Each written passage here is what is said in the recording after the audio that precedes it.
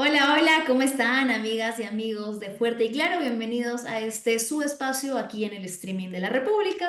Como todas las tardes y ya cerrando casi la semana, los acompaño por aquí de 3 a 4, Manuela Camacho, como cada día, analizando un poco de lo que viene sucediendo en nuestro país. Bueno, en este momento, actualmente, hoy jueves, hay tres universidades que continúan en pie de lucha estudiantil: la Universidad Católica, la Universidad San Marcos y la Universidad de Quillabamba, que han sido tomadas por estudiantes con diversos reclamos, pero que tienen un elemento en común, que es la defensa de la educación. De eso vamos a hablar un poco más adelante.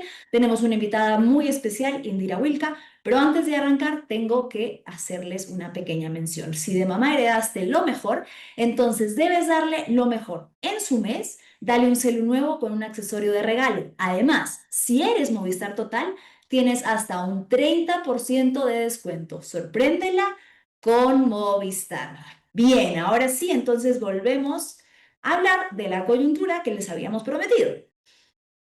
Hace algunos días, el martes, estuvo aquí la doctora Delia Espinosa, con quien pudimos hablar sobre esta represalia política, esta venganza que se viene consumando desde el Congreso, en particular la última jugada en contra de aquellos parlamentarios que modificaron la ley para percibir doble ingreso del Estado sin tope, como pensión militar y como congresistas. En consecuencia de ello, pero no solo, no de manera aislada, sino de haberle abierto procesos e investigaciones a diversos congresistas, pues se decidió la semana pasada en pleno inhabilitar por segunda vez a Delia Espinosa. Ella estuvo en este programa, habló de lo que consideraba una revancha, una venganza política, pero además un atentado contra sus derechos humanos, y nos comentó que posterior a esta entrevista que dimos, estaba acudiendo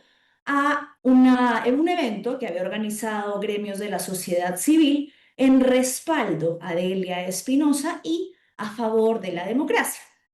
Ese día, esa tarde, llegaron algunas figuras políticas a prestarle el respaldo a Delia, pero como decía, no solamente a ella, sino a lo que representa y al ataque que representa su inhabilitación a la democracia. Tenemos algunas imágenes de las personas que acudieron esa tarde. Habían algunas figuras políticas, sobre todo del partido Ahora Nación. Vamos a ver, tenemos ahí a Harvey Colchado, a Ruth Luque, estaba Alfonso López Chau, estaba Marianela Ledesma, estaba Indira Wilka y estaba el señor Mesías Guevara. Tenemos un pequeño video de lo que fue esa presentación antes de darle paso a Indira, que ya está conectada con nosotros. Vamos a verlo. Nosotros estamos acá no para hacer solamente un acto de solidaridad y desagravio a Delia Espinosa, sino también para comprometernos como ciudadanos en una tarea cívica. ¿Y cuál debe ser nuestra tarea cívica? En esta segunda vuelta, en estas elecciones, tenemos que recordar que no debemos votar por el fujimorismo, no debemos votar por el fujimorismo.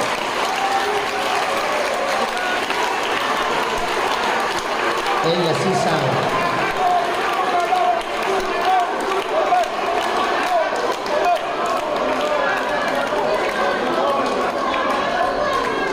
Bien, Esa es nuestra tarea, acompañar. suficiente, querida Switcher, muchas gracias. Ahora sí, entonces quiero darle pase a nuestra invitada que ya está conectada el día de hoy, Indira Wilka, virtual diputada por el partido Ahora Nación. Indira, muchas gracias por conectarte con Fuerte y Claro esta tarde. ¿Qué tal? Buenas tardes y bueno, gracias por la invitación. Indira, veíamos un poco este video para poner en contexto a la audiencia. Ese día vino al programa Delia Espinosa, habló un poco de lo que consideraba una venganza política, y a raíz de que figuras políticas como las que estábamos viendo en imágenes, tú incluida, llegaron a respaldarla, pues ha recibido una serie de críticas diciendo, bueno, esto demuestra que siempre estuvo politizada, que tiene una tendencia, pero digamos que si las acciones que se han tomado en su contra son políticas, las ejercen políticos en el marco político, pues tiene derecho también a que los actores que salgan en su respaldo sean políticos, ¿no lo crees así?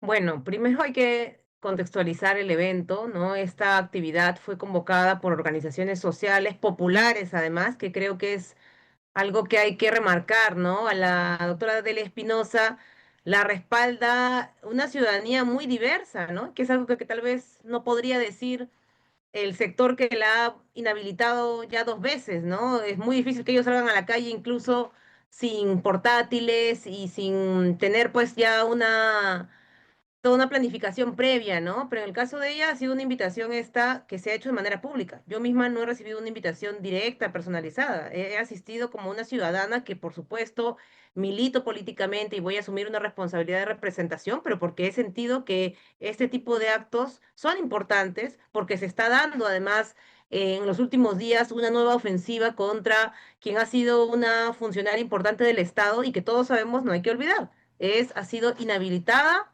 por 2 razones, ¿no? La primera inhabilitación fue por un acto que ni siquiera le involucraba directamente. Todos recordaremos que el Congreso argumentó la aprobación de una reglamentación interna del Ministerio Público que ni siquiera fue aprobada en la gestión de la señora Espinosa como fiscal de la Nación, sino en el fiscal anterior. Ninguna razón legal. La segunda inhabilitación ha sido por la denuncia constitucional que ella presentó contra algunos congresistas que han aprobado una ley con nombre propio para beneficiarse, congresistas, ex policías y militares que perciben doble ingreso por parte del Estado, y ella lo que tenía que hacer como fiscal de la Nación, porque es la única que puede habilitar la investigación penal a los congresistas, es presentar una denuncia constitucional para que esa investigación proceda. Esa fue su única, digamos, su único pecado y así esa es la razón por la cual han buscado o la han inhabilitado 2 veces, ¿no? Y en el camino lo que ha generado es la solidaridad, la indignación, porque su caso no es un hecho aislado, ¿no? Lamentablemente no estamos ante un acto que la coloca a ella como una figura perseguida de manera individual. Lamentablemente hemos visto a lo largo de estos años de parte del Congreso una actuación que ha buscado silenciar voces críticas, no solamente en el ámbito político, que es el ámbito en el cual nos desenvolvemos algunas figuras que hemos estado en ese evento, sino también en el ámbito de la administración de la justicia. Delia Espinosa no es la única fiscal suprema que ha sido inhabilitada, primero lo hicieron con la señora Zoraida Ábalos, pero sí es la primera fiscal de la nación en el ejercicio que ha sido destituida de manera ilegal de su cargo, ¿no? Y entonces en esa medida se generó esta actividad. A mí me ha dado mucho gusto ver porque además muchas de las organizaciones sociales que han promovido la actividad son organizaciones, son colectividades que uno ha visto en las manifestaciones. Gente movilizada es la que ha convocado este acto y que ha invitado de manera pública a diversas personalidades. Yo, como digo, asistí junto con otras personas de Ahora Nación, y bueno, fuimos invitados a la mesa, pero la invitación ha sido abierta totalmente, así que yo creo que no hay nada que pueda generar un cuestionamiento sobre la base de algún hecho concreto. El tema de fondo aquí es la razón por la cual hay una persona hoy día que era fiscal de la Nación, que ha sido inhabilitada simplemente por la venganza de este Parlamento, y que hoy día estamos viendo cómo ese despliegue de autoritarismo sigue en curso, a pesar de que estos sectores, estos personajes, y en particular el Fujimorismo, intentan limpiarse de responsabilidades. Hoy día, en plena segunda vuelta, intenta presentarse como un grupo más que tiene cuestionamientos, pero que en realidad seguramente va a cambiar y que va a plantearse como una posición moderada frente a otros, cuando no es más que esto que estamos viendo hoy día, el ejercicio del poder total desde el Parlamento, además distorsionando la relación entre entidades del Estado que deberían ser autónomas, ¿no? Y que hoy día están controladas simplemente por el antojo de una bancada.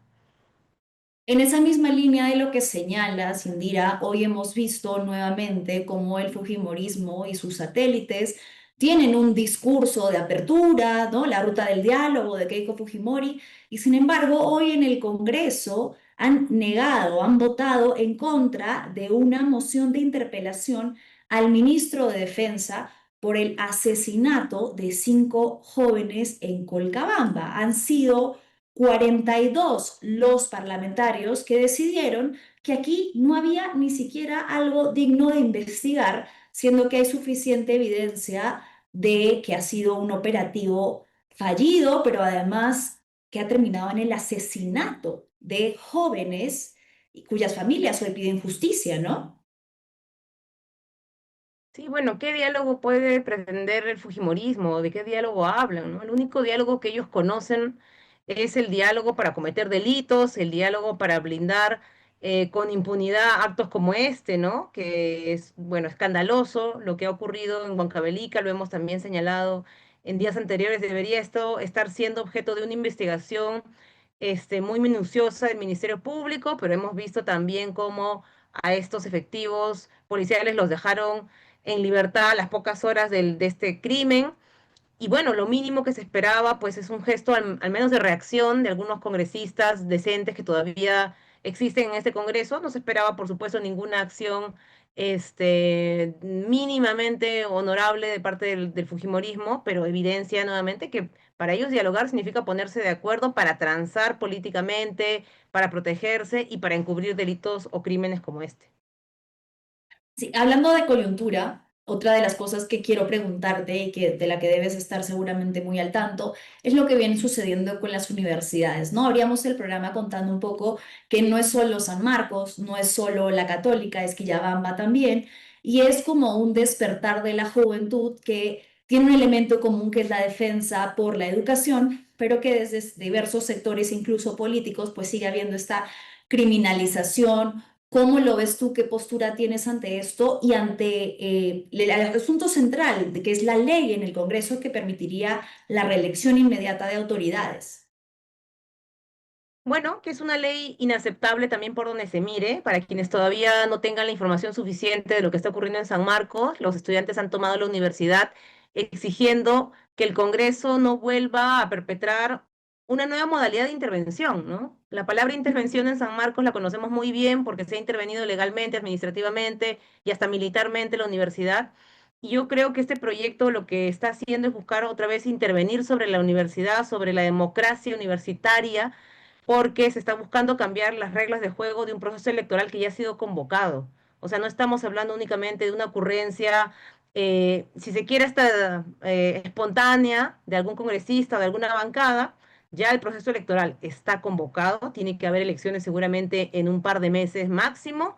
La universidad está buscando renovar sus autoridades como corresponde y creo que la mayoría de la comunidad universitaria está buscando, yo creo, que sacarse de encima el régimen de la señora Gerí, que lo que ha significado para la universidad no solamente son estos cuestionamientos a su accionar público, que lo conocemos, es una persona que ha permitido pues la intervención de la policía cuando vinieron los manifestantes en el año 2023, también el ingreso de matones al campus universitario cuando se dieron protestas el año pasado también.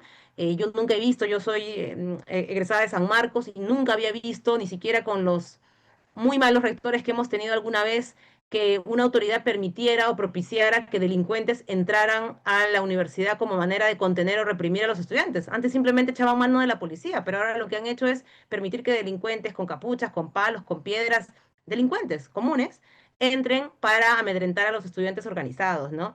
Pero esos son los cuestionamientos públicos de la señora Gerí. También podríamos hablar de mucho de los cuestionamientos internos de la gestión administrativa eh, y educativa de la universidad. Entonces, lo que están buscando simplemente los alumnos es que se respeten las reglas de juego para que se pueda hacer una elección realmente democrática y pueda, ojalá, pasarse la página de esta gestión tan mala para la universidad. Pero como esta gente está acostumbrada a no perder por las buenas, entonces lo que están haciendo es alterando las reglas de la elección, permitiendo o habilitando que se puedan inscribir candidaturas, en este caso a la reelección, de parte de la señora Gerí Ramón. Como digo, esto es un acto de intervención prácticamente en la dinámica democrática de la universidad, o sea, la posibilidad de elegir tus autoridades.